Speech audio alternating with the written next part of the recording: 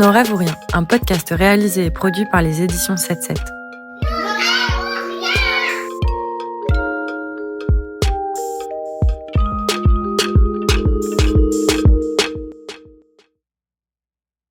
Bonjour, c'est Anaïs Vivarier et je vais vous raconter Lila, la fille de l'océan.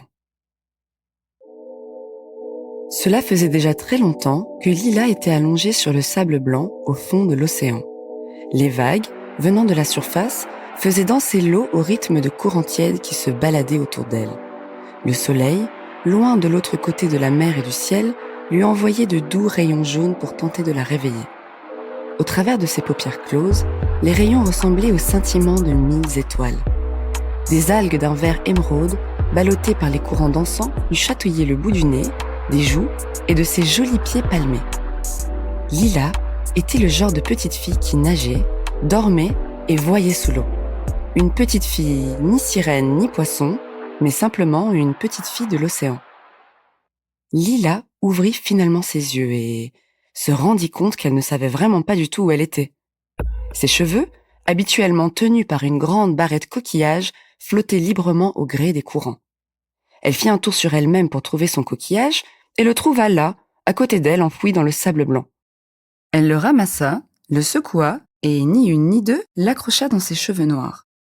Lila se leva et se mit à chercher un repère, quelque chose qu'elle pouvait reconnaître dans cette immensité de l'océan, mais rien. Là, juste là, au centre de son ventre, Lila sentit comme une chatouille désagréable, comme un petit hippocampe qui nageait dans tous les sens dans son ventre. C'était la toute première fois qu'elle ressentait une chose pareille. Alors, ne sachant que faire, elle se mit à nager aussi vite que possible.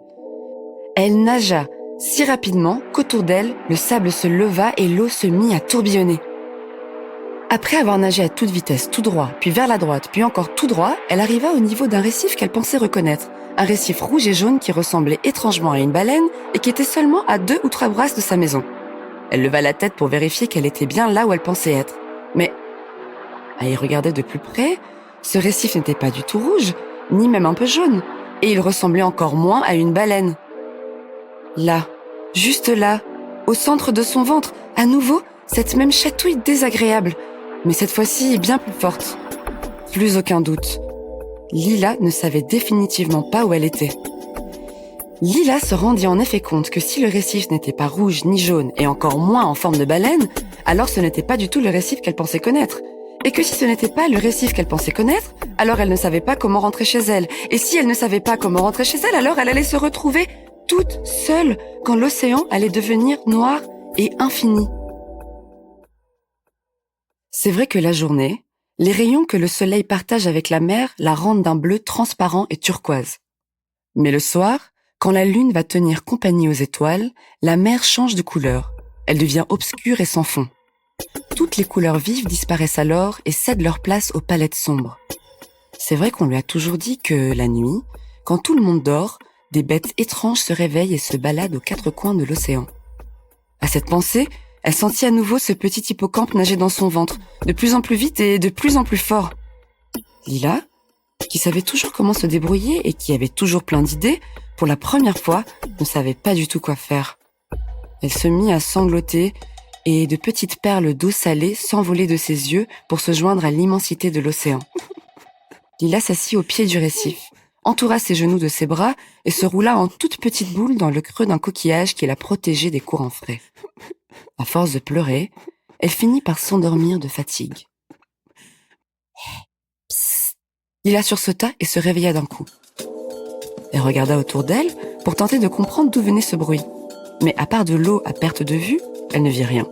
Elle remarqua toutefois qu'au loin, derrière le récif et au-dessus des vagues, le soleil était en train de se coucher pour laisser place à sa sœur la lune. La nuit allait bientôt montrer le bout de son nez. Psst. Elle sursauta à nouveau. Cette fois-ci, le bruit était plus proche. Derrière le rocher, juste devant elle, une forme apparut. Là, juste là, au centre de son ventre, encore ce petit hippocampe qui la chatouillait. Psst. Lila s'approcha discrètement pour essayer de mieux voir ce qui se cachait dans la pénombre. Plus elle avançait, plus ses chatouilles grandissaient. Quelle bête monstrueuse vivait derrière les récifs et sortait à la tombée de la nuit. Quand elle fut assez proche, elle vit une petite queue touffue, de jolies oreilles velues et de grands yeux ambrés. Devant elle se trouvait une petite créature comme elle n'en avait jamais vue. Mais cette petite bête n'était en fait pas du tout monstrueuse. Bien au contraire, elle était toute petite et vraiment adorable. La petite bête fit un pas vers Lila. Lila demanda doucement pour ne pas l'effrayer. « Bonjour », dit-elle en hésitant un peu. « Qui es-tu » La petite bête avança délicatement, comme si tous les grains du désert glissaient sous ses pattes, et avec une voix douce comme des nuages lui dit « Bonjour, petite fille. Pourquoi pleures-tu » « Je suis perdue, » répondit Lila. « Je cherchais mon chemin et je me suis endormie. Maintenant, je ne sais vraiment pas comment rentrer chez moi. C'est vrai que je n'ai jamais vu quelqu'un comme toi dans ce coin de l'océan. Comment es-tu arrivé par ici ? Je jouais à cache-cache dans les anémones avec des petits poissons bleus et je me suis perdue. Et toi, que fais-tu là et comment t'appelles-tu ? Je m'appelle Sinaït. Je vis ici, l'océan est ma maison. Je suis l'esprit du désert qu'il y avait ici il y a très longtemps. La petite bête se posa face à Lila et continua son histoire. Une nuit d'éclipse, la lune avait disparu et le soleil, inconsolable d'avoir perdu son ami, pleurait et pleurait. Il pleura tellement que le désert fut entièrement recouvert par ses larmes salées. Pour se faire pardonner d'avoir immergé leur maison, le soleil dota les êtres humains qui y vivaient du pouvoir de vivre sous l'eau. C'est ainsi que naquit votre peuple extraordinaire, doté des mêmes capacités que les poissons, mais en conservé leur apparence humaine. Ce peuple, ni homme ni poisson, s'installa ici, au plus profond de l'océan, sans que jamais les humains d'en haut ne se doutent de quoi que ce soit. Et toi, comment t'appelles-tu et de quel coin viens-tu ? Lila se dit qu'on lui avait parlé des bêtes étranges qui, la nuit, se réveillent et causent des ennuis, mais jamais de ce type de petite bête qui avait l'air plutôt gentille. Je m'appelle Lila. Je suis aussi une fille de l'océan. Je vis avec ma maman et ma grand-mère Haboba, dans un village au loin, là-bas, ou là-bas, je sais pas. Lila marqua un temps de pause et soupira. Justement, je sais plus comment rentrer et ma mère va vraiment s'inquiéter. Est-ce que tu penses que tu pourrais m'aider ? Sinaït lui sourit gentiment. Bien sûr, avec plaisir, mais demain. Pour l'heure, je vais allumer un feu et te raconter une histoire. Dès le soleil levé, nous irons sans attendre retrouver ta maman. Sinaït alluma un feu jaune et lumineux comme le soleil. Les flammes orangées virevoltèrent au gré des vagues dans un joyeux ballet flamboyant. Instantanément, des bulles chaudes se formèrent autour d'elle, les enveloppant d'une chaleur rassurante. Lila avait entendu parler des feux qu'ils allument là-haut, entre les vagues et le ciel. Elle en avait rêvé, voir des flammes, mais jamais elle n'avait imaginé qu'elle pourrait un jour en voir un en vrai. Hypnotisée par la beauté de ces flammes et bercée par les histoires du désert de Sinaït, Lila se plongea dans un doux sommeil. Le matin venu, Lila se réveilla, et quand elle vit Sinaït en train de l'attendre, elle réalisa que tout cela n'était bel et bien pas un rêve.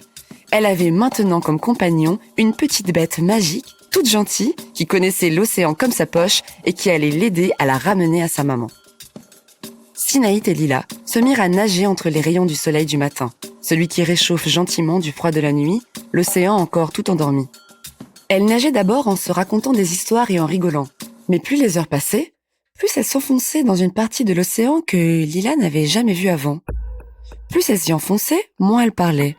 Et plus elle s'y enfonçait, plus Lila ressentait à nouveau ce petit hippocampe, là, juste là, au centre de son ventre. Mais cette fois-ci, le petit hippocampe était accompagné de petits crabes dans la poitrine, qui se bousculaient de plus en plus vite à la place de son cœur. Même s'il faisait jour au-dessus des vagues, la partie de l'océan où elle se trouvait n'était plus turquoise.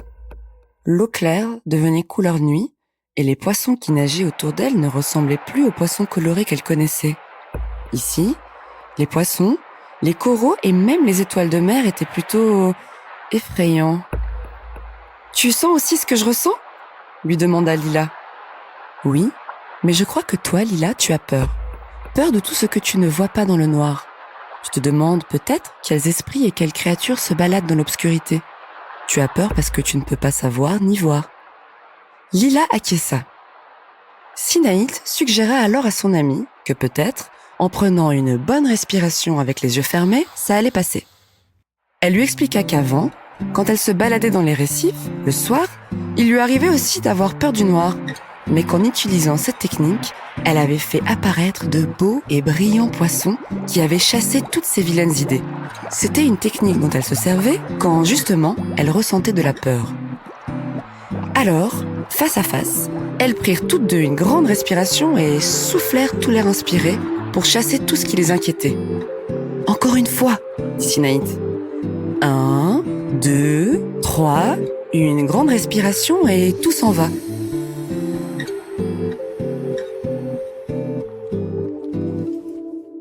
Les chatouilles avaient disparu et grâce à leur respiration, elles avaient vu des poissons multicolores merveilleux, tous plus resplendissants les uns que les autres. Bleus, verts, roses, pailletés et dorés. Rassurées d'avoir réussi à chasser les chatouilles, elles recommencèrent à nager dans les eaux sombres. Les ombres et les bêtes se mélangeaient à la couleur de la nuit, mais les deux amies avaient trouvé une solution qui leur permettait d'avancer sans souci. À chaque fois que la peur pointait le bout de son nez, Lila la chassait grâce aux petits poissons multicolores qu'elle imaginait les yeux fermés.